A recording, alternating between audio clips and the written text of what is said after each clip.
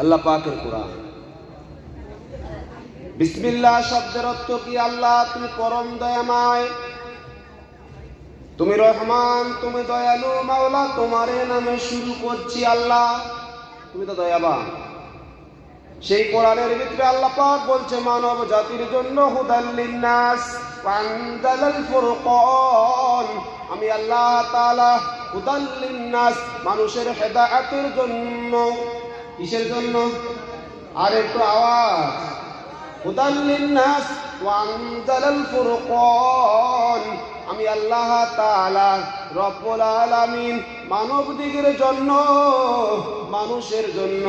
হুদাল লিন্নাস, হেদায়েতের জন্য, মানুষদের জন্য। ওয়া আনজালাল ফুরকান, আমি আসমান থেকে একটা কোরআন নাজিল করেছি। ও আল্লাহ পাকের কোরআনুল কারীম, বলো দেখি কোরআন তাহলে তুমি কার উপর নাজিল হয়েছ?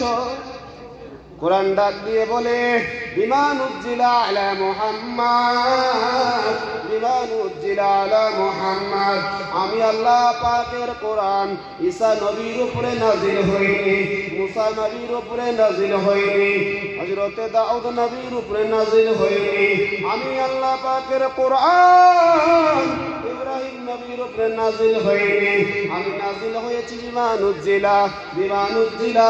আল্লাহ পাক আমাকে নাজিল করেছেন বিমা নুজ্জিলা আলা মুহাম্মাদ, আলা মুহাম্মাদ আখির জামানার পয়গম্বর, আব্দুল্লাহর দুলাল, আমি আল্লাহ নবী মুহাম্মদ রাসূলুল্লাহর উপরে এ কোরআন। তুমি যদি মুহাম্মদ সাল্লাল্লাহু তাআলা আলাইহি ওয়াসাল্লামের উপরে নাজিল হয়েছ এ কোরআন, তাহলে তুমি এত দিনে ছিলে বা কোথায়? তোমার বাড়িটা কোথায় ছিল? ঘরটা কোথায়? শোনা দরকার আছে না? আছে না? কোরআন ডাক দিয়ে বলে আমি আসার কথা সবার আগে ছিল, কিন্তু আমি সবার পরে এসেছি। কোরআন তাহলে তুমি আসার কথা যদি আগে ছিল, তুমি ছিলে এতদিনে কোথায়? কোরআন ডাক দিয়ে বলে বাল হুয়া কুরআনুম মাজিদুন ফি লাউহিন মাহফুজ।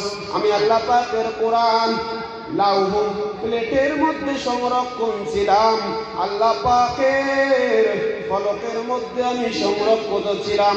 ও বিশ্বের মানুষেরা তোমরা জেনে নাও, আমি জাবালে নূর নামক এক পর্বতের গর্তে, বলুন না সুবহানাল্লাহ। কি নূর? জাবালে নূর। জাবাল মানে হচ্ছে পাহাড়, নূর মানে আলো। নূরের পাহাড়ে একটা গর্তে, যার নাম হেরা গুহা, বলুন না সুবহানাল্লাহ। আমাদের মাওলানা ইউসুফ আলী সাহেব, তিনি হলেন মক্কা মদিনার মেহমান। তিনি উমরা করে এসেছেন, তিনি জাবালে নূরটা, পাহাড়টা দেখে এসেছেন। ওই জাবালে নূরের মধ্যে একটা গর্ত, যার নাম হেরা গুহা। আমি হেরা গুহার মধ্যে আল্লাহ পাক আমাকে সংরক্ষণ করেছিল, আমি সংরক্ষণ ছিলাম। আর 23 বছর পরে হাবিবে কিবরিয়া সাল্লাল্লাহু আলাইহি ওয়াসাল্লাম, আখির জামান নবী, দিন দুনিয়ার বাদশা নবী, জগৎগুরু হাবিবুল্লাহ নবী, পাপীদের উদ্ধার করনেওয়ালা নবী, রহমতের ভান্ডারী, দিন দুনিয়ার বাদশা নবী, ওই মুহাম্মদের উপরে আল্লাহ তাকে নাজিল করে দিয়েছে এ কোরআন। তুমি এত পাওয়ারফুল কিতাব, তাহলে তুমি একা একা গেলে না কেন? তুমি তো পাওয়ারফুল কিতাব। তাওরাতের উপরে তোমার ইজ্জত, জাবুরের উপরে তোমার মর্যাদা, ইনজিলের উপরে তোমার মর্যাদা, রামায়ণের উপরে তোমার মর্যাদা, টিকিটের উপরে তোমার মর্যাদা, বাইবেলের উপরে তোমার মর্যাদা, ভগবত গীতার উপরে তোমার মর্যাদা। হে আল্লাহ পাকের কোরআন, তাহলে তুমি পৃথিবীর জমিনে গেলে না কেন? কোরআন বলে না না না,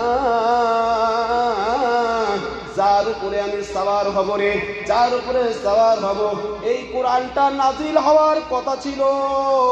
লাওয়ান জাল্লা হাযাল কোরআন আলা জাবালিল লারআইতা খাশিয়াম মুতাসাদ্দিয়াম মিন খাশিয়াতিল্লাহ। কোরআনকে বলা হয়েছে কোরআন তোমাকে যদি পাহাড়ের উপরে নাজিল করা হয়, লাওয়ান জাল্লা হাযাল কোরআন, পাহাড় সেদিন জবাল করে বলছিল এ আল্লাহ পাকের কোরআন তোর ভার আমি সহ্য করতে পারবো না, তুই যদি আমার উপরে নাজিল হোস আমি তোর ভার সহ্য করতে পারবো না। বলুন না সুবহানাল্লাহ।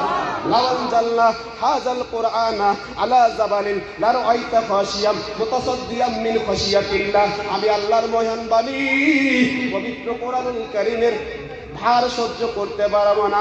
যিনি ভার সহ্য করতে পারবেন, যিনি মর্যাদাবান ওই মুহাম্মদ রাসূলুল্লাহ। আদম নবীর উপরে যার মর্যাদা, ঈসা নবীর উপরে যার মর্যাদা, নূহ নবীর উপরে যার মর্যাদা, যাকে আল্লাহ পাক নবীদের নবী ইমামদের ইমাম করে পাঠিয়েছেন, তার উপরে নাযিল হয়ে বিশ্ববাজারে আমি কোরআন পরিচিতি লাভ করেছি। কোরআন ডাক দিয়ে বলে শোনো,